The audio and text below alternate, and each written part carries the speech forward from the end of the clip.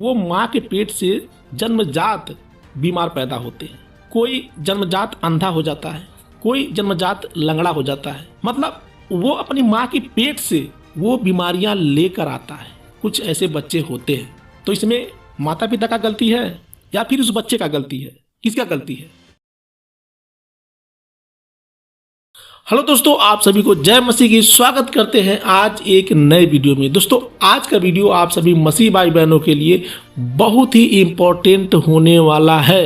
देखिए, हमारे कुछ भाइयों ने कमेंट्स किया था कि यदि परमेश्वर ने मनुष्य को अपने स्वरूप में बनाया है, मतलब अपने जैसा बनाया है। आप जानते हैं कि परमेश्वर क्या है? परमेश्वर अमर है, उसे कोई नहीं मार सकता। परमेश्वर कभी नहीं मरता।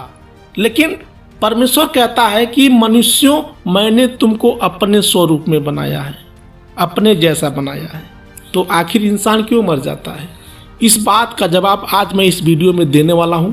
तो आशा करता हूं कि वीडियो में लास्ट तक बने रहेंगे। यदि आपने इस चैनल को सब्सक्राइब नहीं किया तो सब्सक्राइब कर लें हमारे नेक्स्ट वीडियो देखने के लिए, ठीक है ना। देखिए दोस्तों, इस टॉपिक से मिलता जुलता मैंने और भी बहुत सारे वीडियो बनाए हैं, जैसे कि परमेश्वर ने मनुष्य को अमर क्यों नहीं बनाया, इसका भी जवाब मैंने दिया है। ठीक उसी प्रकार ये भी वीडियो है। आप जानते होंगे कि संसार में बहुत सारे ऐसे बच्चे पैदा होते हैं जिनकी आंखें नहीं होती है, जिनके पैर नहीं होते हैं, जिनके दिल में छेद होता है। कुछ लोग पैरालाइसिस हो जाते हैं, कुछ लोग पोलियो के शिकार हो जाते हैं। ये क्या है? इनमें से बहुत सारी बीमारियां ऐसी भी हैं जो जन्मजात बीमारियां हैं। बच्चा जब माँ के पेट से पैदा होता है तो वो इन सारी बीमारियों को लेकर आता है। क्यों लेकर आता है? हालांकि उस बच्चे का तो कोई कसूर नहीं है। उसने क्या अच्छा किया, क्या बुरा किया, अभी तो वो दुनिया को देखा ही नहीं, तो पाप कैसे कर सकता है? मेरे प्रियो, ये बहुत ही मोस्ट इम्पोर्टेंट वीडियो होने वाला है आप सभी मसीह भाई बहनों के लिए। इस बात को जानना बेहद जरूरी है, ठीक है ना। देखिए, इस दुनिया को जब परमेश्वर ने बनाया था, जब इस दुनिया में कुछ भी नहीं था, क्या था? एक पूरा वीरान जंगल था। परमेश्वर ने आकर यहाँ पर जानवरों को बनाया, पशु पक्षियों को बनाया। फिर परमेश्वर के मन में एक विचार आया कि चलो हम अपने जैसा मनुष्य बनाते हैं। जैसा कि मैं हूँ। मनुष्य क्या करता है? मनुष्य सोचता है, समझता है। मनुष्य किसी भी बात का अच्छा बुरा निर्णय लेता है, काम करता है। उसके अंदर प्रेम होता है, दर्द का एहसास होता है। ठीक उसी प्रकार परमेश्वर भी है। परमेश्वर मनुष्य से कई गुना बुद्धिमान है। जो आप अपने बारे में नहीं जानते हैं, परमेश्वर वो जानता है, ठीक है ना। क्योंकि परमेश्वर ने आपको बनाया है, आपने परमेश्वर को नहीं बनाया है। तो परमेश्वर के मन में ये विचार आया, परमेश्वर ने सोचा कि चलो एक मनुष्य की रचना करते हैं, आदमी को बनाते हैं, ताकि हमारा एक परिवार होगा। परिवार का मतलब समझते हैं ना।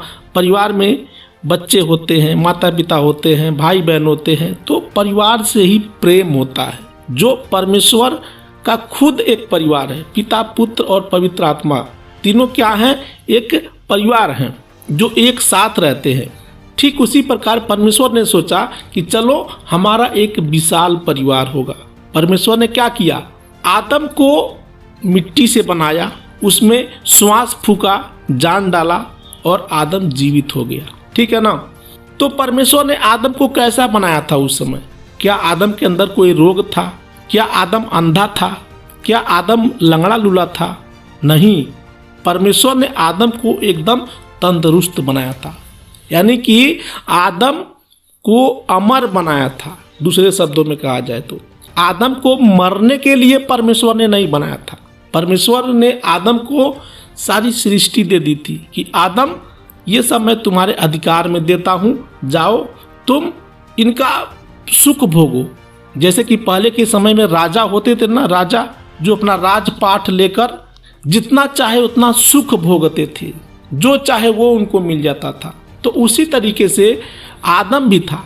परमेश्वर जो जो कहता था, आदम वो करता था। फिर कुछ दिन के बाद परमेश्वर ने आदम से निकालकर हव्वा को बनाया। दोनों मिलकर, आदम और हव्वा दोनों मिलकर बहुत खुशी खुशी अपना जीवन जीते थे। उनके जीवन में जरा सा भी तकलीफ नहीं था। आज मनुष्य के जीवन में इतनी सारी टेंशन, इतनी सारी मतलब संकट मुसीबतें क्यों आती हैं? तो परमेश्वर ने क्या किया, आदम और हव्वा को एकदम हष्ट पुष्ट बनाया था। उनके अंदर जरा सा भी बुराई पाप नहीं था। लेकिन आप जानते हैं कैसे पाप आया। आदम और हव्वा ने फल खाया, फिर उनके अंदर पाप आ गया। अब कहानी होता है यहाँ पर शुरू, ठीक है ना। आज के टाइम में आप देखते होंगे बहुत सारे ऐसे बच्चे हैं, जैसा कि मैंने आपको बताया कि कुछ बच्चे ऐसे हैं जिनका कोई कसूर नहीं होता है। वो माँ के पेट से जन्मजात बीमार पैदा होते हैं। कोई जन्मजात अंधा हो जाता है, कोई जन्मजात लंगड़ा हो जाता है, कोई जन्मजात दिल की बीमारी से पीड़ित हो जाता है। मतलब वो अपनी माँ के पेट से वो बीमारियां लेकर आता है। कुछ ऐसे बच्चे होते हैं। तो इसमें माता पिता का गलती है या फिर उस बच्चे का गलती है? किसका गलती है? बहुत सारे हमारे भाई बहन कहते हैं कि तुमने कौन सा कर्म किया था कि तुम्हारा बच्चा अंधा पैदा हो गया, तुम्हारा बच्चा लंगड़ा लूला पैदा हो गया, बार बार बीमार पड़ता है। तो ऐसा देखने को मिलता है ना। तो इसमें किसका कसूर है? उस बच्चे का कसूर है या फिर उस माता पिता का कसूर है? नहीं, किसी का कसूर नहीं है मेरे प्रियो। मुझे कहना नहीं चाहिए, मतलब आदम और हव्वा ने भी जो पाप किया था वो शैतान के बहकावे में आकर पाप किए। शैतान बहुत ही चालाक है। यदि उस टाइम हम होते आदम और हव्वा के जगह पे तो हम भी वैसा ही करते, उसके लालच में आकर। क्योंकि शैतान आज आपसे एक नहीं 10 पाप रोज करवाता है और आप जान नहीं पाते।